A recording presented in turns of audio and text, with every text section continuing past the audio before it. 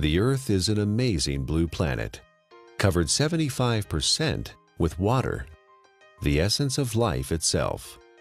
Without water, life would not exist. Water makes our planet unique in our solar system, and the presence of water is what astronomers look for in their search for life on other planets. Like the Earth, the human body is also, on average, 75% water. Without water, none of the processes that support life can exist. While we can go without food for many weeks, we can only live a few days without water.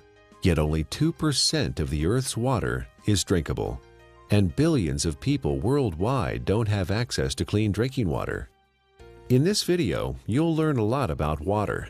You'll also be introduced to Dr. Richard Cohen, MD, a doctor who practices integrative anti-aging medicine and performance sports nutrition. We really don't think too much about water. It's something that comes out of our tap. It's something that's in the ocean. But what I want people to realize is that we are essentially water. Our brain is 90% water. Our blood is 80% water. Our muscles are 70% water. So without water, our bodies cease to exist. Water is the essence of life. Water carries oxygen and nutrients to the cells. Water regulates body temperature.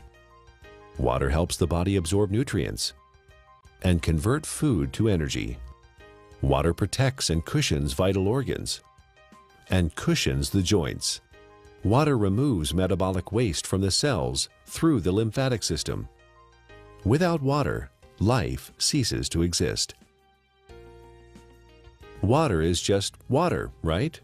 Tap water, filtered water, spring water, well water, bottled water. Some are a little more pure than the rest. Others have more minerals and taste better. You may pay more for the ones from Fiji or France or some glacier in Canada. But water is just water. Or is it? Volumes have been written on the subject, and the truth is, not all water is the same. Where did water come from? Water came from rain, snowflakes, came from streams, underground reservoirs. And what we're learning now, and this is the case with most issues, and most, when you go back to how things used to be. So if we look at water, the way it used to be, there are 3 or 4 structural and biochemical differences than what exists today. For most of his life, Nobel Prize winner Henri Coanda studied the water of the Hunza people who lived high in the Himalayan mountains. Natural health practitioner Ariana Nation was also fascinated by the Hunza people and their water. In my research, I discovered that there's a long history of scientific research about water and its healing ability. And this Kangen water has quite a history. It's a long history. And one of the things that fascinated me is the Hunza people and their ability to live 120 to 140 years without the degenerative diseases that we suffer here in the United States and all around the world. Why did the Hunza people live so long? Why were they so healthy? Coanda and others believe it is the water. Their water came from glacial streams, and it had very unique properties. It was microclustered. It had a different viscosity and surface tension. It carried lots of minerals that gave it a high alkaline pH. It also had an extraordinary amount of active hydrogen. Hydrogen with an extra electron. The presence of extra electrons made the water an antioxidant. All these properties combined contributed to the health and longevity of the Hunza people. Water similar to that of the Hunza people are found in other places around the world. The Caucasus Mountains of Azerbaijan, the Xinjiang region of China, and the Andes Mountains are just a few. In research, the Russians and the French and a lot of people have researched this. They found that it's their source of water. And it's from the glaciers that surround the mountainous region where they live. The common denominator with all these different cultures that have this vibrancy is their source of water and the properties that that water consists of. When we look at natural water, there are 4 or 5 different properties that are critical. So while adding a mineral buffer to filtered water is certainly more beneficial to get some of these mineral salts into our body, it still doesn't create that same process of having these free electrons, to having the negative ORP, still does not create a microclustered state.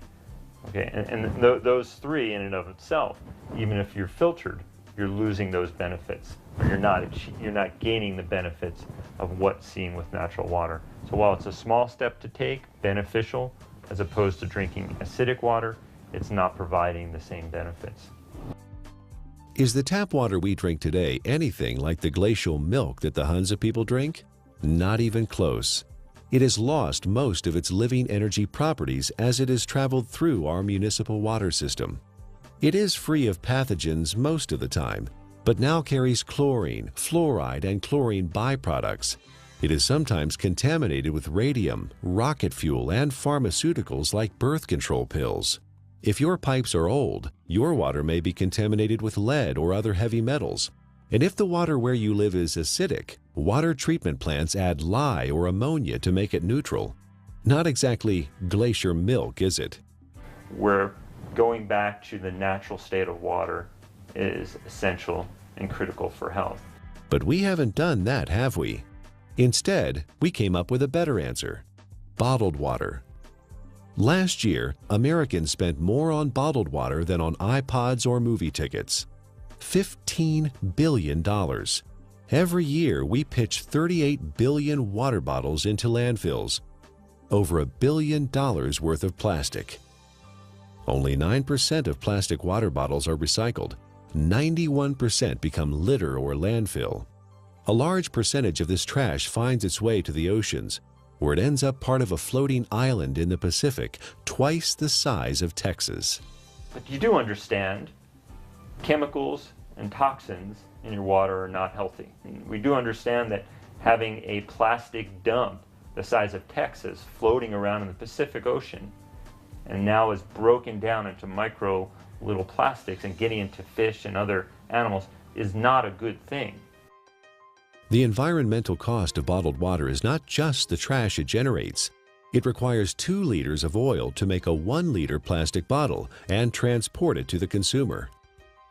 Spending thousands of dollars to ship water from Fiji to drink in the United States, and the energy that requires to do that is ludicrous.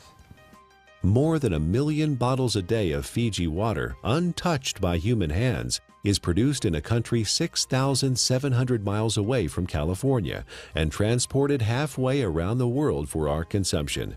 At the same time, more than 50% of the people in Fiji don't have access to safe drinking water. Oh, by the way, you might want to know that by the time Fiji water gets to you, it is only slightly alkaline and has a positive ORP. It's not Fiji water anymore. Is bottled water any better than tap water? Given what it costs, it should be, but it's not. In fact, a significant percentage has more contaminants than are allowed in tap water. Most of it is purified municipal tap water that has been cleaned up through reverse osmosis, which not only removes chlorine and other contaminants, but strips the water of all minerals. Reverse osmosis also wastes 4 to 10 gallons of water for every gallon produced. In Japan, RO water is known as dead water. Nearly all bottled water we tested came out as acidic. Even spring water that should be alkaline came out acidic. Even worse is that all bottled water we tested had a highly positive ORP, or oxidation reduction potential. Water that has a negative electrical charge, like the natural ancestral waters, is best. Bottled water may be clean, but it does not have the life-giving properties of natural water. Finally, there's the cost factor. It's hard to believe, but if you consume the amount of water you should every day from bottled water, you'd spend over $2,000 per year. Over 15 years, the lifespan of the best water ionizer on the market. That adds up to a lot of money. If the water we used at home cost what even cheap bottled water cost, our monthly water bills would run $9,000. $15 billion per year is spent on bottled water in the U.S. and over $1 billion worth of plastic ends up as trash. Is there a way to save the earth and save money at the same time? You know, spending $2 for a small 12-ounce bottle of water is, what is it, 5, 6, 7 times more expensive than fueling your car. Doesn't make sense, does it? Especially when you're buying water that is acidic. You're buying water that may be devoid of minerals. You're buying water that has a positive ORP that is damaging. Doesn't make sense, does it? Maybe there's a way to produce your own clean water. Well, it would be nice to have a glacier in our backyard, or it would be nice to have a fresh mountain spring that's just percolating out of an aquifer in the earth. Most people don't have that. But what we do know, interestingly enough, is in places where that does exist, one of the key components is this clean, natural-based water.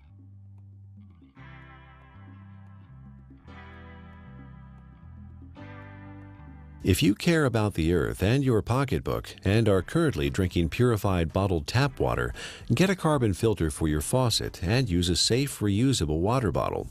However, if you want to improve your health, drinking ionized alkaline Kangen water is a better choice. Like natural ancestral waters, it is microclustered, contains alkaline minerals, and has a negative ORP, making it an antioxidant, and it costs a little more than $1 a day for unlimited amounts.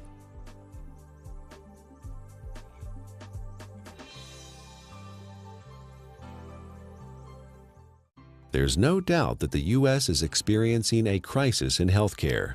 We spend more on healthcare than any other country, but rank just 37th out of 191 in performance. For the first time in the last 200 years, U.S. life expectancy is expected to decline, not increase. You die earlier and spend more time disabled if you're in America than in most other advanced countries. According to the Centers for Disease Control, over 60 million people in the U.S. are obese. That's 34% of the population. 50 million people have high blood pressure. 13.5 million people have coronary heart disease, with 1.5 million suffering heart attacks every year. 16 million people have type 2 diabetes. 41 million are pre-diabetic. 95,000 people are diagnosed with colon cancer each year. The solution? A pill for every ill and an ill for every pill. The pharmaceutical industry is a $680 billion giant, and our lifestyle keeps them in business. Eat, drink, and be merry, then call 911 for a surgeon. Fortunately, we are experiencing a paradigm shift, a sea change in how many people view their health, from treatment of symptoms to prevention and optimal wellness, from disease care to health care. Many experts in new medicine or new biology believe that dehydration and chronic acidosis are the underlying causes of many diseases. They believe we are chronically dehydrated on top of being overly acidic due to our modern diet and lifestyle. These two factors combined set the stage for the development of most, if not all, illness. Most people don't believe that dehydration is a problem because they drink fluids, coffee, tea, soda, etc. But chronic dehydration has no obvious symptoms. It's not like the man dying of thirst in the desert, and you can be chronically dehydrated even if you think you are consuming enough fluid. Adequate hydration is critical to how our body functions and heals itself, and water, pure water, is the natural way to stay hydrated. What we need to understand is what is water and what is not water. We as a civilization, or as a modern civilization or modern culture, have begun to think of water as tea, as soda, as milk, as energy drinks, as coffee. It has water or liquid substance to it, but it is not water. Okay? Even what comes out of our tap and what is in the bottled water. While structurally may be the water molecule, once we understand how water exists in its natural state before modern times, we'll realize that even that is not necessarily the water that our body evolved to exist on. How can one determine if they're drinking enough water is the question. First thing is, if you're thirsty, you're way behind. Okay, that's a clear point. Our thirst mechanism doesn't kick in until we're already slightly dehydrated.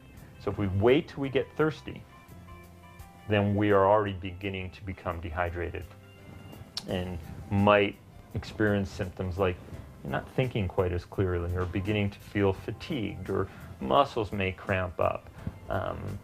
May even start to feel hungry. And a lot of times hunger is really a sign of thirst. We are born 95% hydrated. As we grow up, we lose a little more water every year. When we reach middle age, we're about 70% water. In our 60s, maybe 60 to 65%. A steady decline until death when we are just 50% water. There are several signs of chronic dehydration that arise when the body enters survival mode and begins to preserve water for the most vital functions. There are 5 distinct conditions related to chronic dehydration where the body begins to ration water: asthma, allergies, hypertension, constipation, and type 2 diabetes. Symptoms include exhaustion, lack of energy, headaches, skin problems, obesity, and joint pain. Finally, and perhaps most importantly, the acid-alkaline balance of the body is disrupted, leading to chronic low-grade acidosis and a host of modern diseases related to that condition. Don't wait until you're thirsty. Have a glass of ionized water. It's microclustered, alkaline, and contains active hydrogen and bicarbonate buffers. Critical is first thing in the morning, wake up and have a big glass of water. Make sure you drink a big glass of water through the day and see how you feel. It's sometimes incredible, and the effects can be very dramatic because people have never really had clean, natural water.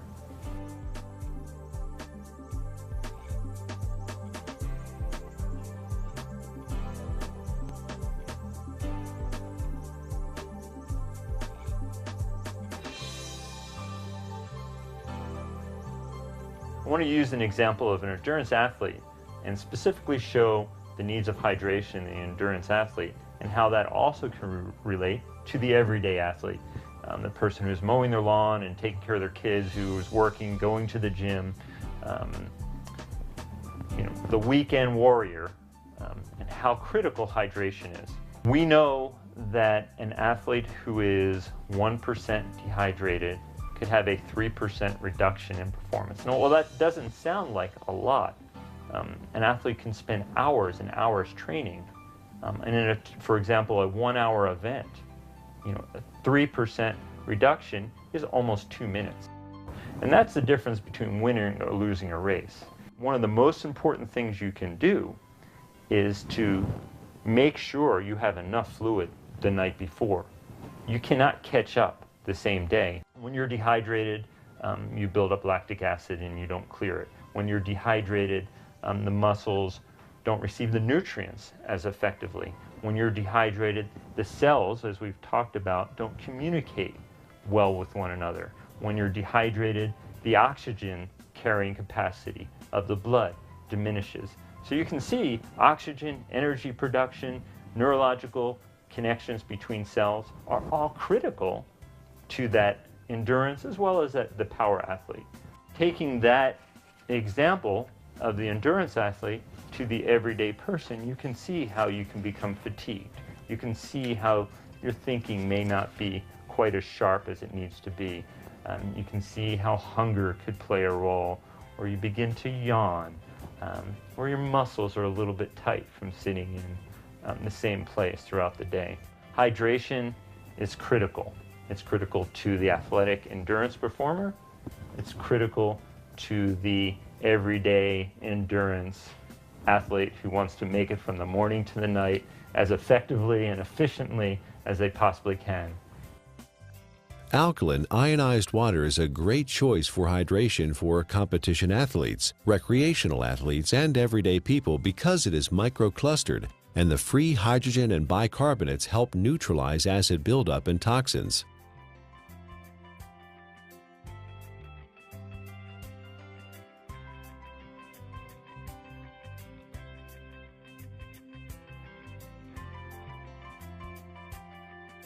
Chronic low-grade acidosis is a condition that develops over time and affects the quality of life and our ability to enjoy optimal health. It starts with our diet, acid-forming foods and drinks. Our sedentary lifestyle, poor digestion, and poor elimination add to the problem. The fluids between and within our cells become more acidic. To maintain balance, the body mobilizes buffers, minerals, and hydroxyl ions from the bones and other tissues. This, in turn, leads to osteoporosis, and the overall process results in poor health, chronic illness, arthritis, and sluggish lymph system. An acidic condition for the body is very unhealthy. When the body is chronically acidic, illnesses can develop. Think of your cells like a fish in a bowl of water. When the fish are sick, what do? Do you give them a pill? Of course not. That would not solve the problem at all. They would still be sick. You change the water, give them the proper pH and ORP so they thrive. pH stands for potential hydrogen and is a measure of the acidity or alkalinity of a solution. pH is neutral at 7.0. Above that is alkaline, below that is acidic. It's a logarithmic scale. Each increase in pH means 10 times more or less hydrogen is present. Alkaline ionized water has a pH between 8.0 and 9.5. Your body uses a system of buffers to keep the pH of your blood in a tight range of between 7.35 and 7.45, slightly more alkaline than pure water. The body relies on a very tight level of pH, or hydrogen atoms, to control lots of function within the body. When the body becomes acid, systems begin to malfunction. We understand fish tanks and swimming pools. When they're acid, you need to make a change. When a fish tank is acid, fish die. When a pool becomes too acid, you don't want to go in it. When rain is acid from sulfuric acid and other too much carbon dioxide, it breaks statues. They begin to disintegrate. And we know acid rain and damages lake. Well, our body becomes a sink for this acidity. And when this acidity builds up, it in essence is one of the reasons for disease in our body. Bones begin to demineralize. Our ability to create energy decreases. Our immune system becomes depressed. The inflammation for aches and pains increases. Not a good thing to be acid. Dr. Linda Frassetto has proposed a revolutionary hypothesis that obesity is an evolutionary adaptation. While at one time we were able to metabolize our food and dispose of the normal acid waste through our kidney and liver using the bicarbonate buffer system, the sheer amount of acid waste that the body must handle today has created a problem. In order to protect the internal organs from damage, the body has adapted and now stores acid waste in the fat cells, as well as turning it into cholesterol, uric acid, kidney stones, and other storage forms. In her book, The Chemistry of Success, Dr. Susan Lark describes the effects of chronic low-grade acidosis. First, you tend to tire easily and become fatigued, retain toxins and heavy metals, lack energy to achieve your goals, become more pessimistic, develop chemical sensitivities, experience stiffness and joint pain, brain fog, and chronic fatigue. Several long-term medical problems are due to chronic acidosis: high blood pressure, autoimmune disorders, cancer, heart disease, diabetes, and inflammation.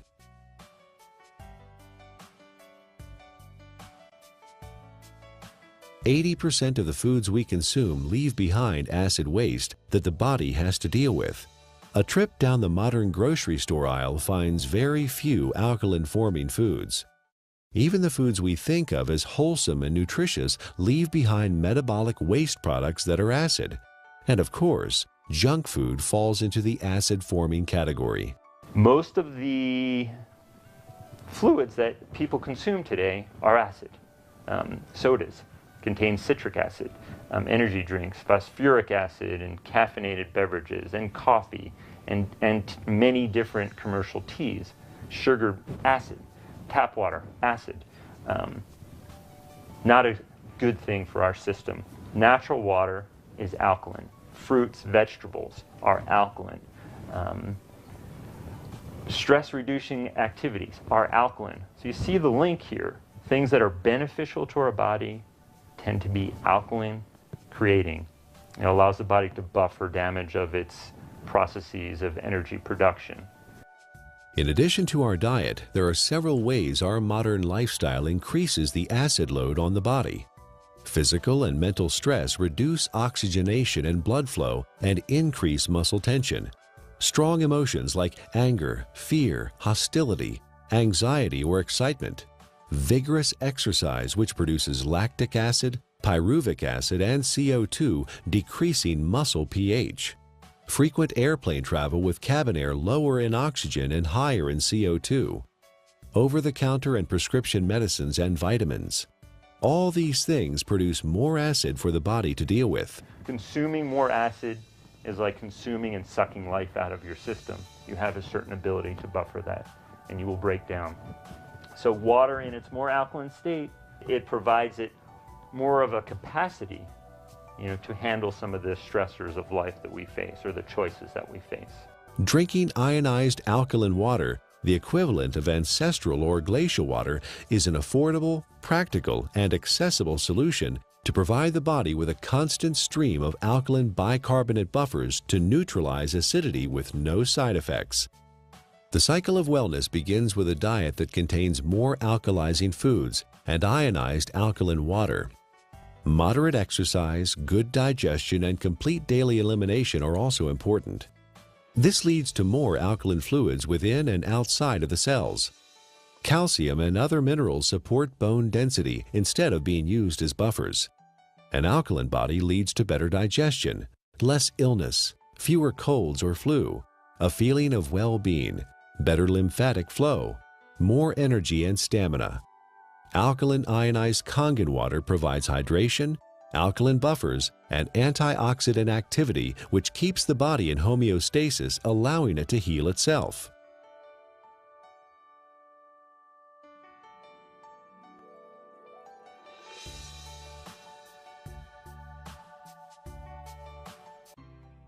Japanese scientists investigated the Russian research about Hansa water and found that electrolysis could be used to create living water with properties similar to Hansa water.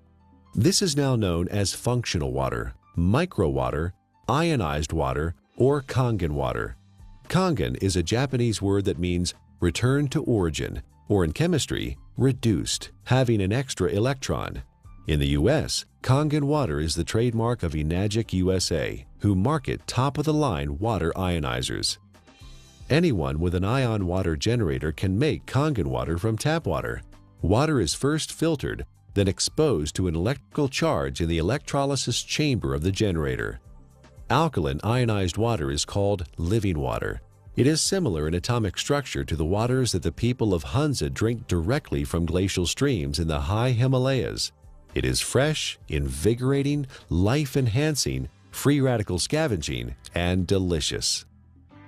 Full-scale development of water ionizers started in 1954, fueled by research at several agricultural universities on the effects of ionic water, especially acid water, on plants. Experiments on the human body followed, conducted by Japanese doctors and other scientists around the world. In Japan, hospitals and clinics have used purified, electrically restructured, ionized alkaline water for over 30 years to treat a number of disease conditions. Following efforts by Japanese medical doctors and agricultural doctors, the water ionizer was approved for medical therapeutics by the Japanese Ministry of Health and Rehabilitation in January 1966. Well, we don't have a glacier. We don't typically have, fresh streaming water. One way to do it, and this has been studied by the Japanese, is a process called ionization. It's actually running some electricity through the water, and it breaks the filtered water into some of the natural properties. It provides the microclustering. It increases the alkalinity. It provides a high ORP, or these free electron states, to the water. So in a lot of ways, we're getting some of the similar properties to natural base water. It even changes the molecular structure. We can see a more health-giving pattern when looked under an electron microscope. So ionization is an option and a choice for many people if you don't have a glacier. So the Russians discovered the property of the water, all these properties, and they developed an electrolysis system. They found a way to actually separate the water and get these properties. And the Japanese improved upon this process and improved upon it, and have come up with the best ionizer available now. And I really do appreciate the work that the Japanese have put into it because of the diligence and the care that these ionizers are made with.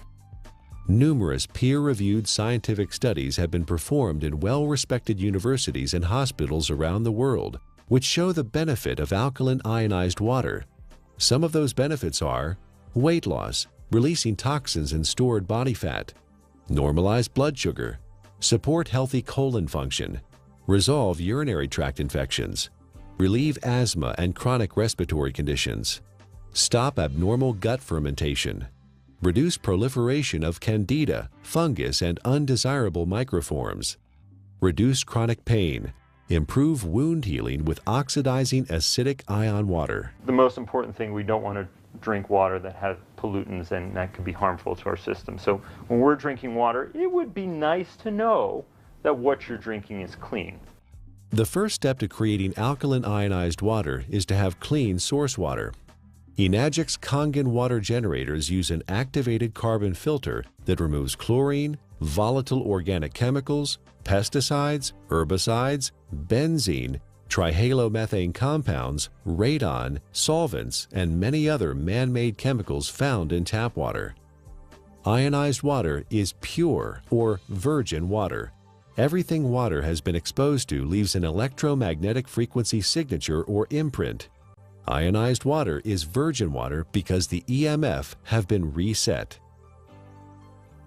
There are 4 very specific properties to these healing waters that are found in these mountainous regions that are flowing from the glaciers. And there's been a lot of research on this. The Russians discovered it, and they discovered a way to make it.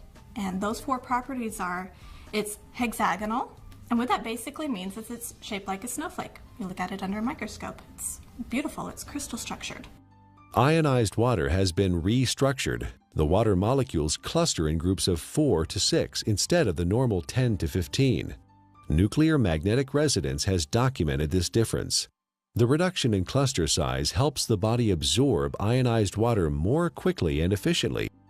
Also microclustered, micro meaning small clusters. It's broken down very small so the body can easily absorb it. It's very bioavailable. It was very alkaline. pHs around 9.5. Some were found at 9.0. So it really helped the body as far as not adding acid waste to the body and helping to keep the body very alkaline. You may hear a term, it's called clustering. The water molecules naturally exist in a cluster, and some people call it hexagonal, which would be 6. So they naturally exist in a cluster of 6 water molecules. The water as found through taps and commercial water sources is a much larger cluster of water molecules. There are many beneficial properties to that, and it enhances the body's ability to hydrate. I was really excited when I started actually to quote-unquote play with the water in my own kitchen with different supplements, with powders and tea and oil and all the different things that I worked with. And you could really see the life to the water. I could put, for example, my green vegetable powder drink in Kangen water versus a bottled water and a tap water, and actually see that this water has an energy to it. In fact, it will stir itself and become very, very absorbable, and you can watch that happen within the water. You can watch it make tea instantly, whereas other waters cannot do that. It cannot get in and penetrate those nutrients and pull those nutrients out and put it right in the water where you're drinking it, where it can then go in and penetrate your cell walls at that same level. Many people complain that they find it difficult to drink large amounts of water because it makes them feel bloated and heavy. Regular water, tap or bottled, is composed of large clusters of water molecules and has no life energy or electrical charge. It sits in your stomach like a stagnant pond. In contrast, drinking ionized alkaline water is easy because it tastes much better than tap or bottled water, and the smaller molecular cluster size and life energy it carries allows it to be absorbed more quickly. And the other feature is it has a negative ORP, and what that stands for is oxidation reduction potential. Not to get real big and fancy, a lot of people are like, oh, what is that? It is the ability of that water to reduce the oxygenation of the body. And the property of the water that actually gives it this negative ORP, or the potential to reduce the aging in our body, is the active hydrogen that it consists of.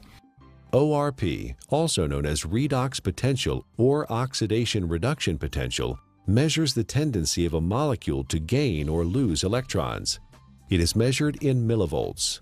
When a substance has an electron to donate, it measures with a negative charge. When a substance loses an electron and is positively charged, the ORP is plus. Negatively charged substances act as an antioxidant. Positively charged substances act as oxidation enhancers.